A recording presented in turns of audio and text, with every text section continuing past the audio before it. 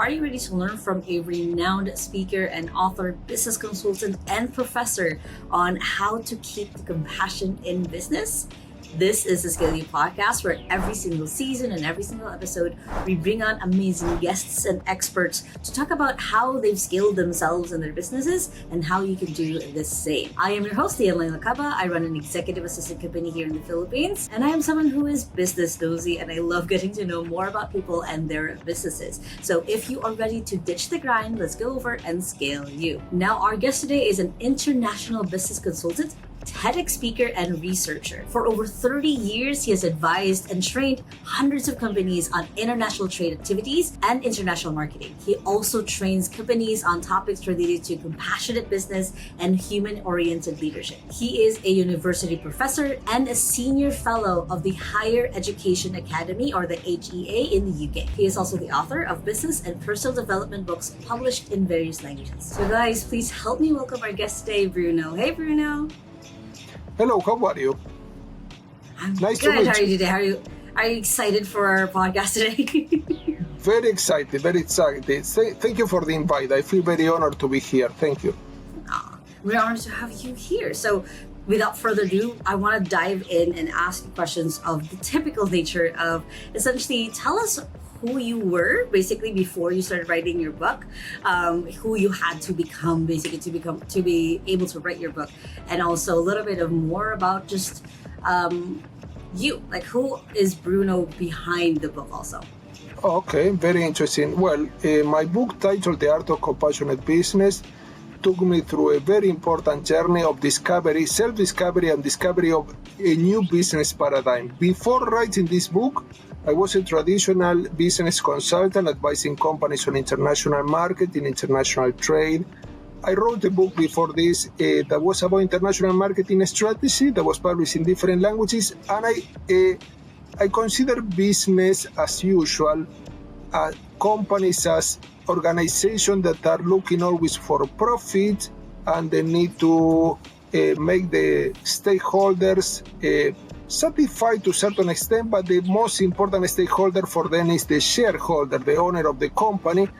And when I started researching on the topic of this book, that is compassionate business, I discovered that there is a new world, a new paradigm on how companies can act in the business environment, in the marketplace. I discovered that there are some companies that can be human-oriented, that they can care for people, for employees, for customers, for community members, suppliers, but also at the same time can be profitable. When I researched into this, and I discovered many cases of companies that were human-oriented, that have a human side of business, I started transforming my view of business and start also advising companies on how to become more profitable and compassionate, how to develop a much more psychologically safe workplace, how to develop much more meaningful and mindful communication with different stakeholders, how to develop win-win agreements with different stakeholders such as suppliers, business partners, and others. And also I discovered a new world of creativity and innovation that is always human-driven, that foster companies' competitiveness, that foster company efficacy and effectiveness. And this transformed me not only as a consultant, but as a person. I became aware of the importance of the human being in business. In the past, I considered that there were many important resources in business, such as technology, funds or money, and also information. But after this research, I coronated my new edition of the book, The Art of Compassionate Business. I could realize, and I can say with complete certainty, that the most important resource in business is the human being. It's not artificial intelligence, it's not technologically advanced gadgets or information, or it's the human being, because at the end, businesses are built on relationship, a network of relationship. And when companies and any other type of organization build a strong relationship with these stakeholders, individuals and groups with interest in our company, these stakeholders tend to respond positively to our company. Instead, when we dismiss this relationship and we focus only on profit, what happened? We tend to, in many cases, abuse of these stakeholders and taking advantage of these stakeholders, for example, deceiving customers, exploiting employees, or developing win-lose agreement with suppliers. And this is counterproductive because these stakeholders will not cooperate.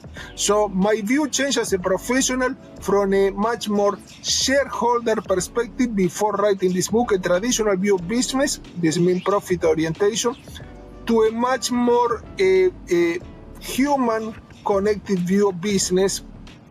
And even though in the past I considered that employees and customers were very important stakeholders, I also consider that shareholders were the most important for many companies.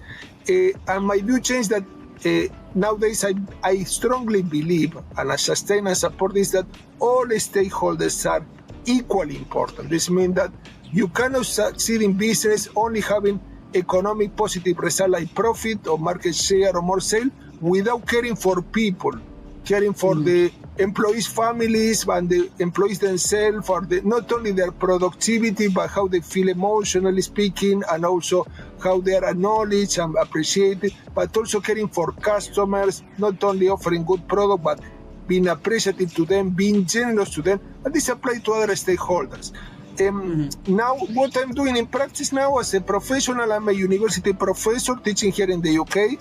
I'm a consultant. I have been more than 30 years advising hundreds of companies, but also I'm continually researching on new business topics. And also I give training worldwide and also keynote speeches and keynote talks worldwide on this topic, especially in the last few years on the topic of compassionate business. And we train companies also recently in the last 5-6 years on the topic of compassionate business. This changed my whole view of the business environment and also of the companies by itself is a very important topic. God, and I love that. And I love the and it's basically like in my head, the way that you've kind of gone through the, I would say, old way of thinking of basically like, oh, it's all about profit, it's all about making money, to a little bit of how I see anyway, how I see a lot of millennials and a little bit of Gen Zs, not fully yet, of like how they're shifting the narrative. Like, no, it's profits come and go, but it's your people. It's when you build relationships with people that you're able to keep the business going, to keep the business running, not just growing, but actually going and running. And it's such a very important distinction. So what I want to ask then is, what would have been that key moment for you where, or if any, I know it probably was like a series of like multiple different moments, but what was the key moment that you were like, oh, this is how a business should be. It should be more on, like I said, more people centered rather than profit centered. What was that moment for you? Were you talking to a client? Were you teaching a class? What was that for you? Well, this was a very gradual change. But there was a pivotal moment that was when I read an article titled The Human Moment at Work, published in Harvard Business Review. And this human moment, that is a very famous article, very popular, talk about the importance. The author didn't talk about the importance of a strategy or tactics in business. They didn't talk about business plan, they didn't talk about budget, they didn't talk about costs, they didn't talk about sales or market share. This author, that is very popular, talk about the importance of building emotional and mental connection with different stakeholders. And he focused especially on the work environment, on how colleagues can sometimes connect to one another in a much more impersonal way. And he suggested, he's a psychologist, and I read one of his books, he suggested in that article that people should connect to one another whenever possible in the workplace, if possible, in person. Instead of using emails, I see some company that within the same workplace, employees are sending emails instead of talking to one another in person. That is would be more fruitful. But also then giving time to connect to one another, and creating a space of psychologically safe space where employees can build rapport. They can know each other not only as colleagues, but also they can know each other on a personal level. And so this inspired me to write the first edition of the book that was published before the COVID, and the second edition of the book, The Art of Compassionate Business, that was published after the COVID 2023. And what I found that there is a lot of science-based research on all these topics. There is science-based research on, for example, the importance of a meaningful mission, a mission that includes economic aspect, social impact, and environmental impact. But there is also research on the very interesting topic that I included in the book, that is prosperity mindset, how to develop win-win agreements, how to be generous with others and be also profitable, because generosity begets more generosity, how to be supportive of people, especially in difficult places, what is very related to the concept of compassion. And also, I started researching on this and I found hundreds of cases. In the second edition of the book, I included hundreds of cases of small companies, big companies, from the service sector, manufacturing sector, and in all cases I observed that companies that are caring for people, they are more economically successful. Why? Because make a lot of sense. There is a simple rule that I explain in detail in my research, that is the law of reciprocity. When you treat people, let's call it stakeholders, customer, employees, supplier, community member, in a kind and supportive way, these people tend to reciprocate, they tend to act alike, they tend to support you, they tend to cooperate with your company. Instead, when you treat them in a very dismissive way, where you don't care for their feelings, you don't care for their fears, you don't recognize them, you don't appreciate them, this means that you dismiss them, these stakeholders tend to withdraw, tend not to cooperate, they won't help you. And it's important to understand, and listeners should understand this very clearly. You cannot succeed without these stakeholders. You need them and they need you. It's interdependent. So when you help them, you are helping you too, because when you help them, in return, they will are more prone to support you, to cooperate with your company. Instead, when you don't help them and you're focusing on yourself, on the company's objectives, on the company's strategy, on the company's budget and cost, they will withdraw because you don't care for them. Why people will help you? Why customer will leave positive reviews if you don't care for them? Why employees will remain in the company if you are exploiting them and you are not appreciating when they work the extra time and so on? So this makes a lot of sense, but I found very interesting pieces of research study that corroborate the fact that companies that are human-oriented develop a much more sustainable business model because they are profitable in the long term, they have better brand image, they have better reputation, and they're companies that are a magnet for talented employees, high quality investor, conscious customer. So this is a very important point.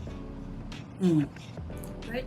I love the way that you said that also, like the interdependency, because it's true, like without the stakeholders, without the people around us, there's no business at all. That it won't last any longer than you just grinding and doing the work. And it's the same culture that I've been kind of really building in my own company of like, and this is going to be my next question as well. Like for us, like we're fully remote. Like all of our executive assistants, they're working with their clients from the US, UK. So they don't really see each other in person. It's only through like video. But for us, like we make the effort on our end to have like quarterly meetups with all of the executive assistants. So then they get to meet each other in person, actually see each other.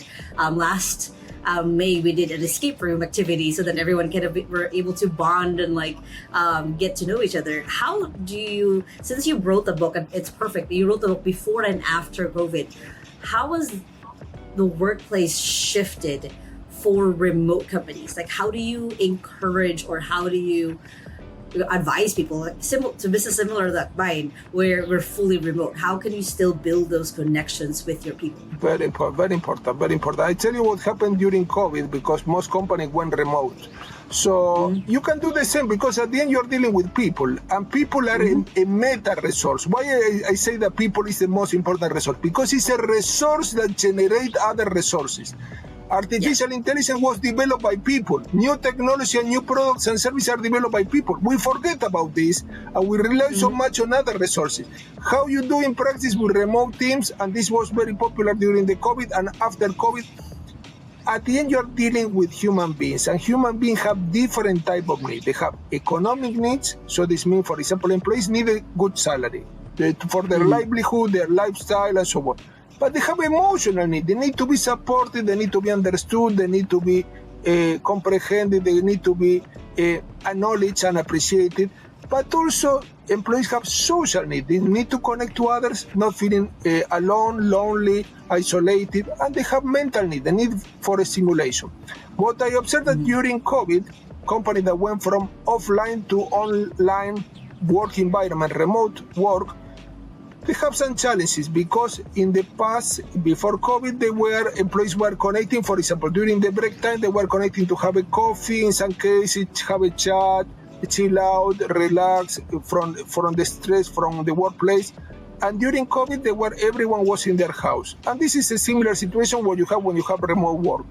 In practice, what encourages virtual meeting for employees to satisfy emotional needs and social needs. Employees are encouraged to have, for the social need, a virtual meeting at least a week, to chill out and talk about life. In this meeting, they don't talk about work, they don't talk about budget, they don't talk about tasks, they don't talk about deadline, but they talk about the weather, the hobbies, the family, health. Why is so important this? We call social events.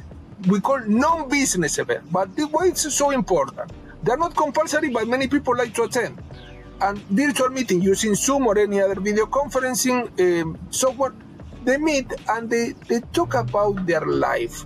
And at the end, employees, before being employed, they have a life. They have family, they have fear, expectation, dream, difficulty, setback.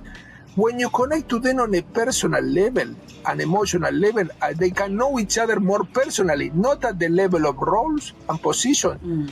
This employee, when they go back to work, they can connect to the team members, to the colleagues in a much more meaningful way, in a more cooperative way. Why? Because they know each other beyond the roles. They know each other beyond the role. This is science-based. It's not my opinion, and I show in the book many examples of companies that they take the chance to have this event. But again, you don't have to wait for the end of the week to have once a week this event. You can, in any Zoom meeting or business meeting that is online, the first 5 minutes should be devoted to talk about non-business topics and try to make this as a priority. Why is so important? I saw some meeting that they start talking about the points of the day. People don't even have time to greet each other, and they're pressurized. And when you pressurize, people tend to be less productive, less creative. Sure. In some cases, they adopt the fear mode.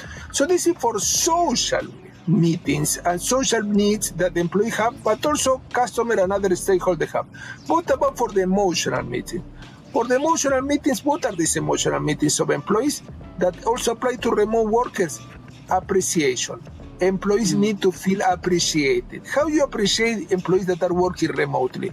Well, you can organize online events where employees are acknowledged publicly to the rest of the staff. For example, if an employee work very hard and work extra time, seeing their family less, you can organize a virtual event where employees are, for example, giving the award or giving a bonus in a public way, or showing, for example, the employee of the month according to this organization, and is acknowledged in a public way.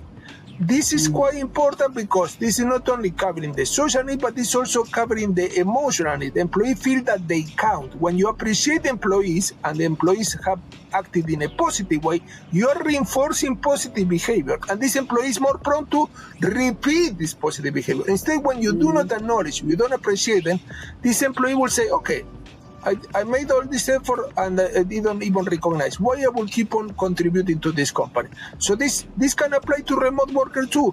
A remote worker, what I observe, I also advise some companies that you are working mostly remote, and in some cases they feel a bit isolated because they're working from their own home.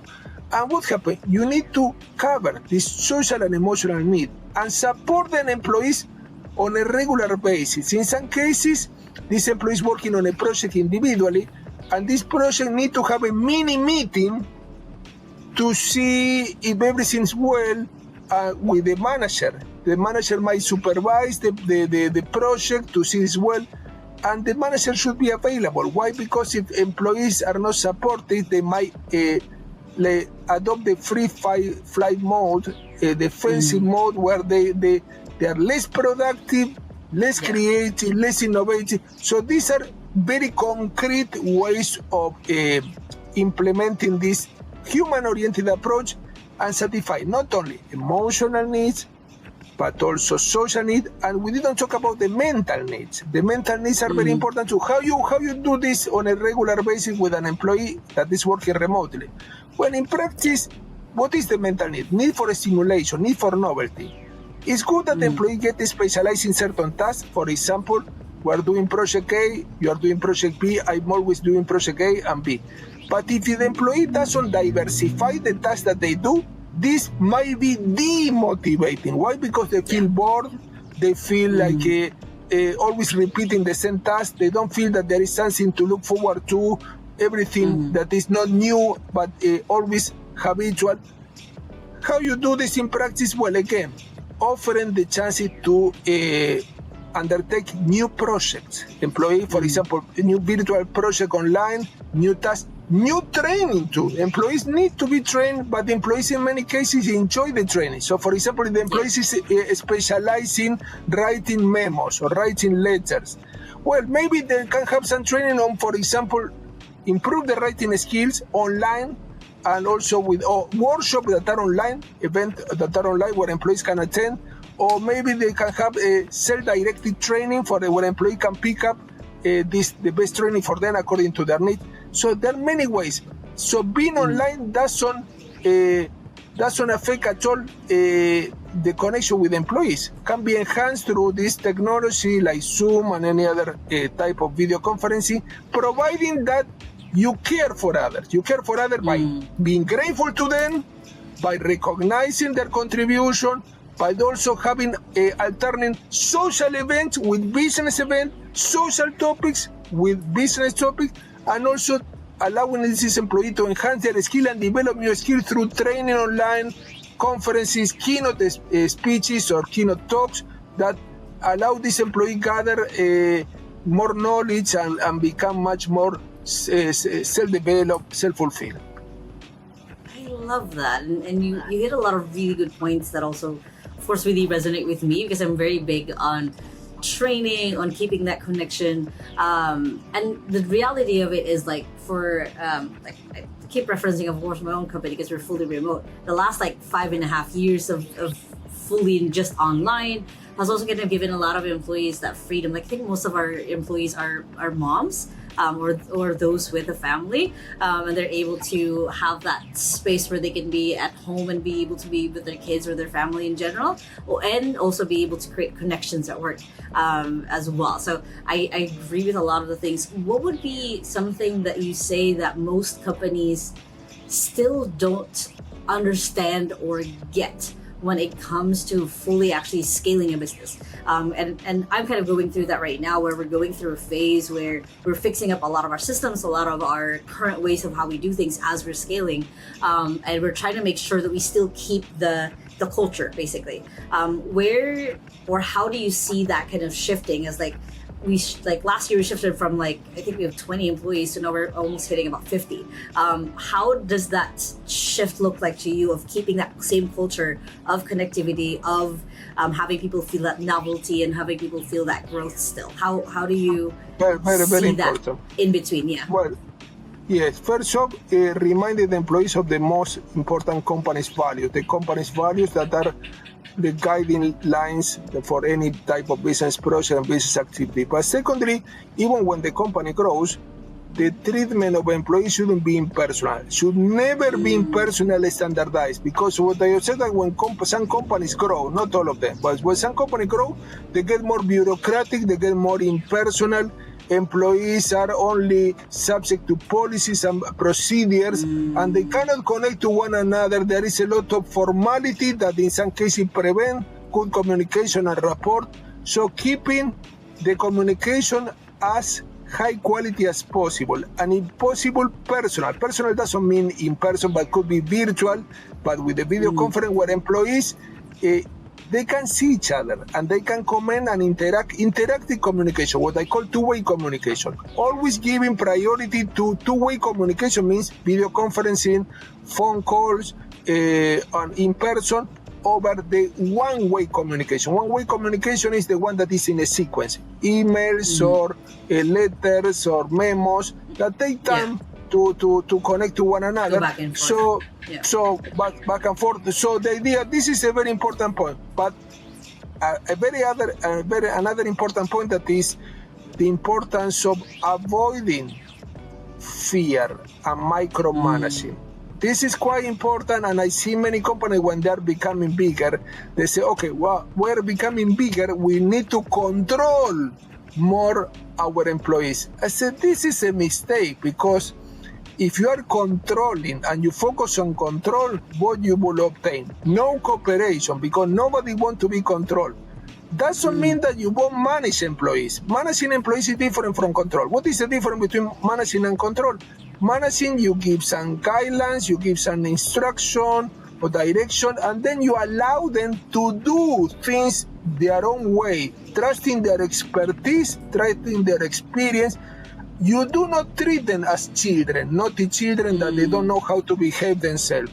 You treat them as qualified professional, qualified staff member that know clearly how to act. And also, you are always available as a manager. For example, if you feel that this employee needs some coaching or some training or some support or mentoring, you offer them these chances to get more developed with courses, workshops, seminars, but you are not controlling every single step of the process, because you are affecting employees' need for autonomy, and this creates a lot of fear. Employee will feel monitored continually, and this will create a lot of fear, and this will lower productivity, lower competitiveness, lower creativity, and lower critical analysis, because employees that are fearful tend to be more defensive. They cannot connect to other colleagues in a meaningful way. They are less trusting. So companies who are becoming bigger need to be aware of two main points. Be careful with the bureaucracy and excessive formality that will hinder creativity and productivity, but also be aware of the importance of meaningful communication within the workplace, remotely or in person, prioritizing personal communication, two-way communication where employees can connect to one another, and allowing employees to be fully responsible of the task. You can monitor them, you can set the guidelines, but then you allow them, you delegate, you allow them to apply their skill, their experience, their capabilities, and you don't continually treat them as naughty children. Sure. And I love that distinction as well of like managing versus micromanaging is all about control. I've never actually heard it said that way, so I love that distinction, and hopefully anyone who's watching or listening to this see that aha moment as well. That's a really good nugget.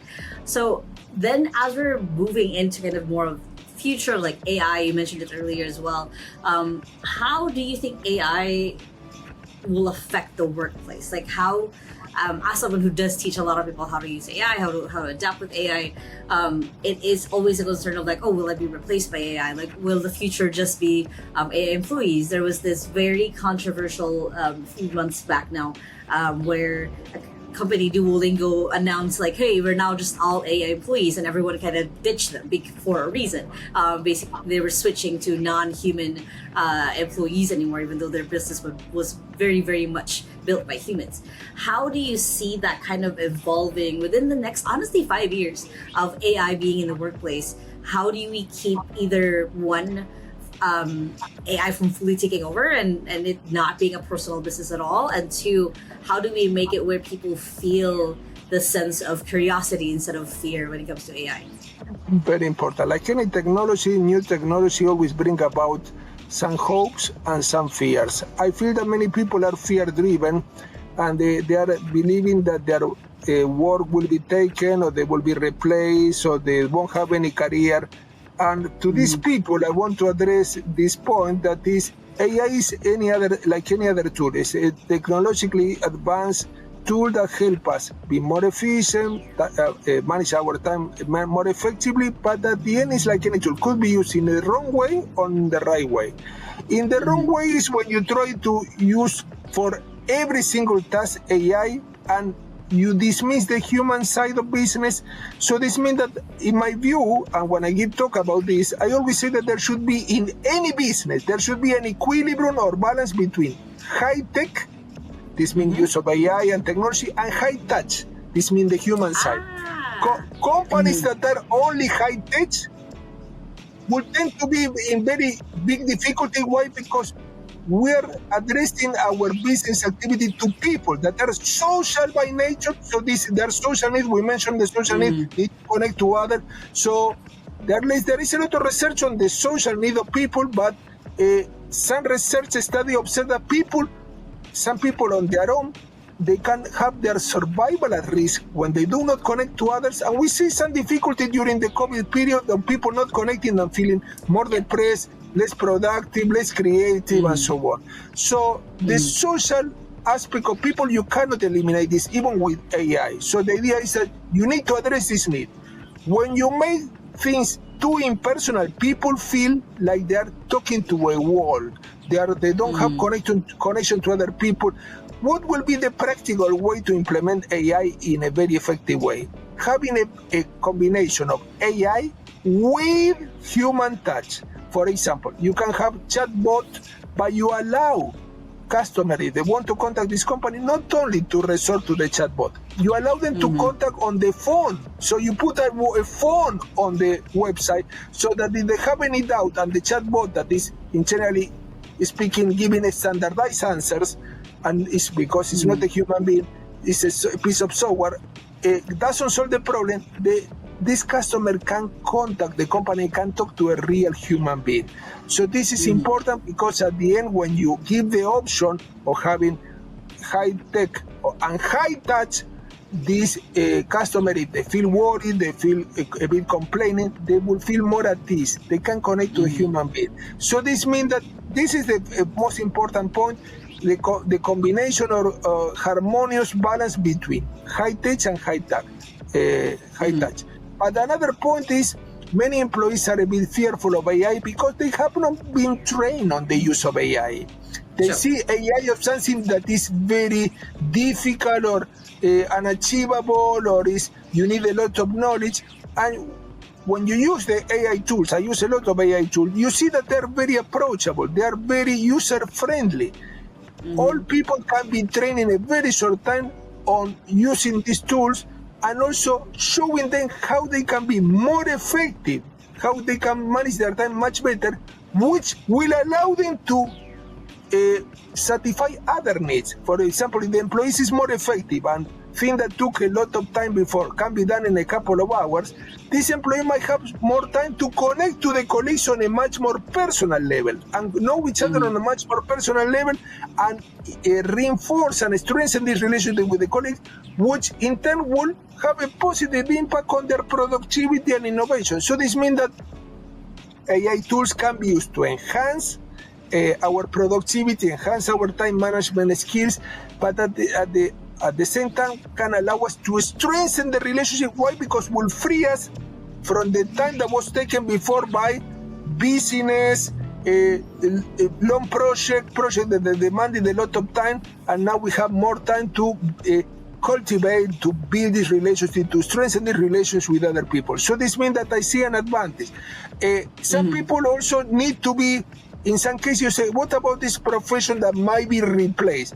Well, the use of training courses, the use of workshops, the use of seminars, not only on AI, but on other topics that employee can be useful for this organization, are of high importance, of high value, so that the employee can diversify their skill. And employees that are supported by a company, in this case, the company is not only enhancing the natural talents of this employee, it's adding more capabilities, adding more skill to these employees so that they feel more fulfilled. Because at the end, employee working for a company, they don't want only a good salary. They want to feel that their contribution is meaningful, that they count, that they're adding value. If you don't provide them with the tools and you allow only to undertake project A and always project A, and you don't train them on how to develop other type of project using technology and using AI too, why not?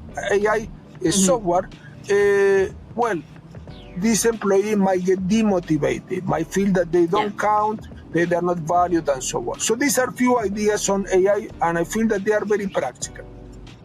I love that. I love the high touch, high tech balance. Like, I don't think a lot of people talk about that enough, of like, AI still needs humans, and like to be able to maintain a human-like structure, you need to have the human part of it. So thank you so much for sharing that. Another really good food for thought for a lot of people. So Bruno, as AI is developing, as science is developing, as everything is getting better and better in the health industry as well, if you're able to clone you, if there were like 10 Brunos, 20, 100, 300 Brunos, how would you want to affect the world with kind of that much influence? How would you scale you? Well, but yes, how will scale? Well, I will give a talk all over the world with my AI cloning, but it won't be the same. It won't be the same all over the world to disseminate these ideas and disseminate and make companies, in many cases, profit-oriented or fear-driven of the importance of the human being. What I feel that if I use these clones won't be me, because it's difficult to clone a person, the uniqueness.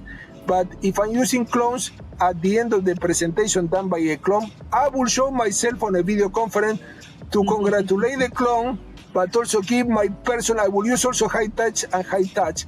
The last part of the conference, I might intervene in person in a video to give my view and address things and also being open to question and answer. Because if I do with the clone only, this will be too much of a standardized approach, and I will reduce the humanness of the talk. And so to disseminate ideas, I feel that there should be a balance also between the use of these clones and my participation in person or pre-recorded.